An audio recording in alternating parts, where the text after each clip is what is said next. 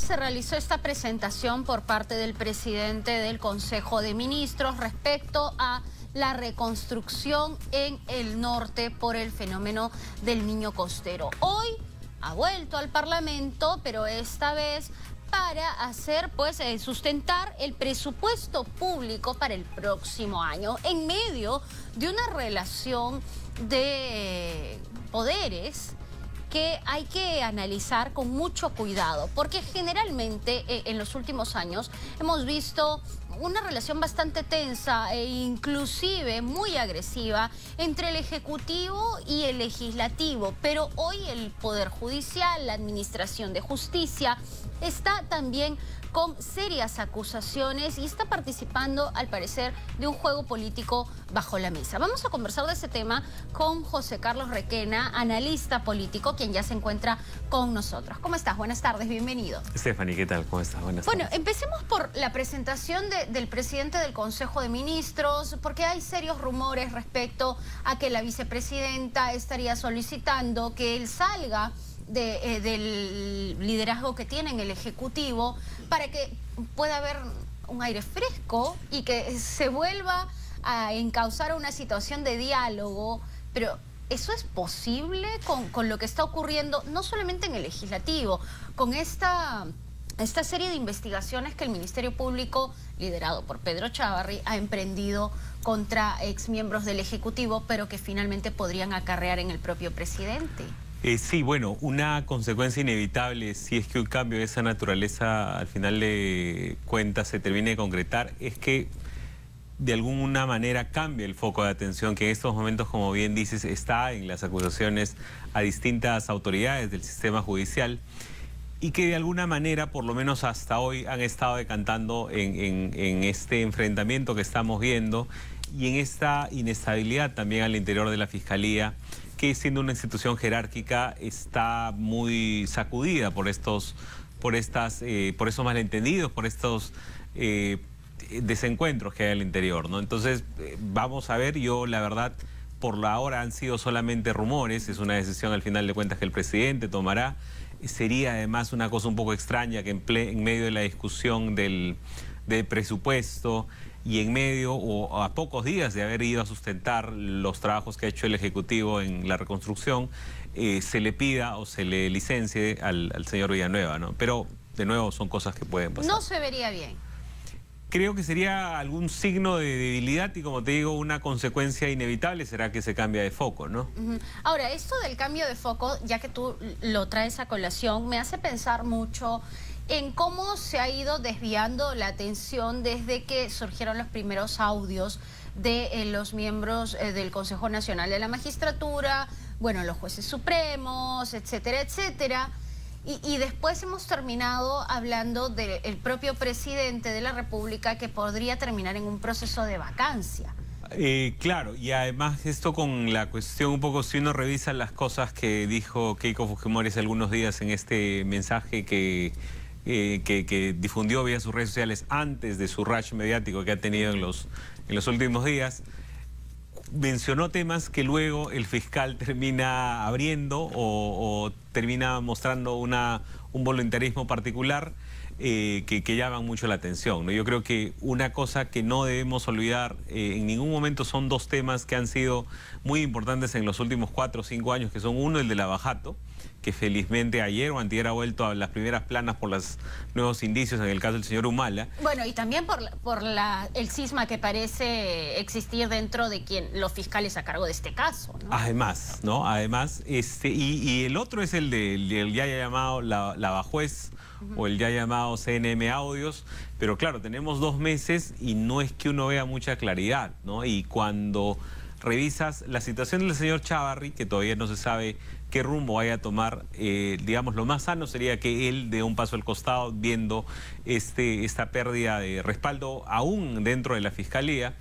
Pero claro, eso aparentemente no va a pasar, por lo cual tendría que seguirse unos pasos vía el Congreso, que son un proceso relativamente largo y que puede ser tedioso y que puede ser también dilatado. Entonces, vamos a ver cómo termina, ¿no? Además que lo veo un Congreso que es netamente con mayoría fujimorista y nos podría dar la misma impresión que eso es lo que está pasando con el juez César Inostroza Pariachi. Claro, eso va a ser, pase lo que pase con el señor Chávarri, con el señor Inostroza, sin duda va a tener que haber un proceso y ahí vamos a ver qué tanta intención real tienen todas las fuerzas políticas de luchar contra la corrupción, como es lo que dicen que tienen, ¿no? ¿Cuál debería ser la actitud del Ejecutivo? Porque tú previamente has señalado que es como que estuviéramos llenos de adolescentes en las diversas instancias gubernamentales, ¿no?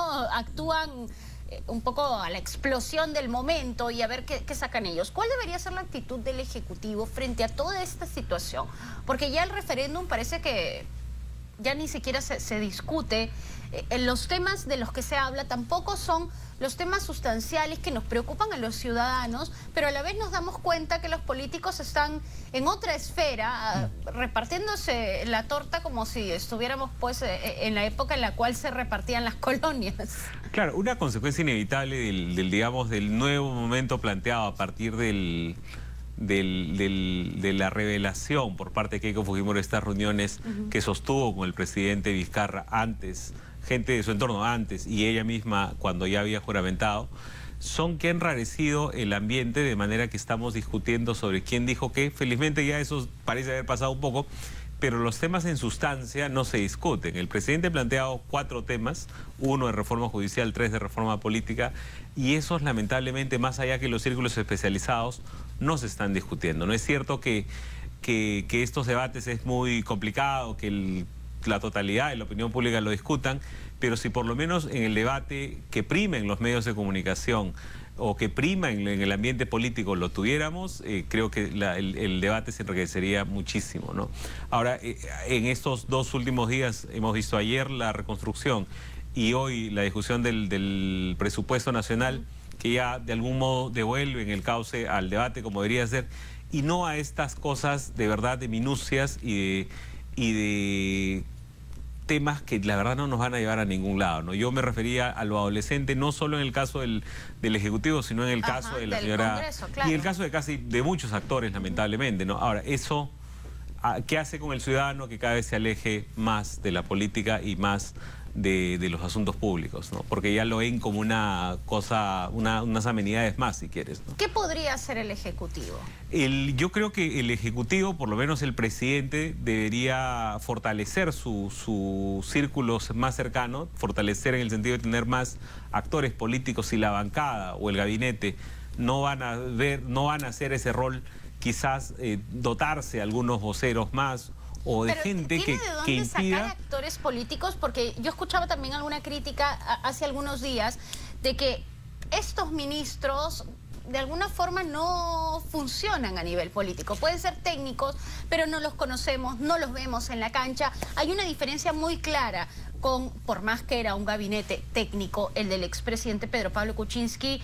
Bueno, todos recordamos de pronto los deslizamientos del Niño Costero y los ministros estaban desplegados en todas partes, los identificaban.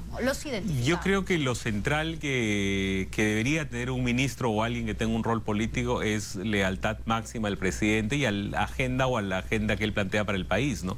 El presidente, llegado ahí además por vías democráticas, tiene una visión que quiere plantear al país y esa visión debe ser sustentada de gente. Esta gente son los ministros, pero muchas veces algunos actores, esto felizmente no se ve en este caso, pero sí muchas veces uno ve ministros que tienen su agenda propia y que su única agenda es ellos resaltar, ¿no? Y más que ministros marqueteros, lo importante es que apuntalen las cosas que que el presidente está proponiendo, ¿no?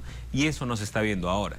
Ese rol podría tenerlo la bancada, pero como ves, han estado también de manera adolescente filtrando información para sus propios intereses, y creo que eso tampoco es lo más adecuado, ¿no? Entonces, viendo estas 2 carencias en el gabinete y la bancada, uno dice, bueno, quizás puede tener algunos otros voceros, y si no, no te digo que tengan un rol oficial, si quieres, pero sí que puedan defenderlo y que puedan ser quienes salgan a decir las cosas como esta que el presidente decía, a mí no me van a obligar. Bueno, el presidente la verdad debería estar un poco más allá de este boca a boca con algunos miembros de la oposición que la lideresa de Fuerza Popular quiso plantear, ¿no? Ahora, hablemos de la oposición. ¿Qué se puede esperar en los próximos meses de la oposición con esta actitud que tú has calificado adolescente de Keiko Fujimori, y además con esta impresión que nos da, que es un tanto triste, hay que ser honestos,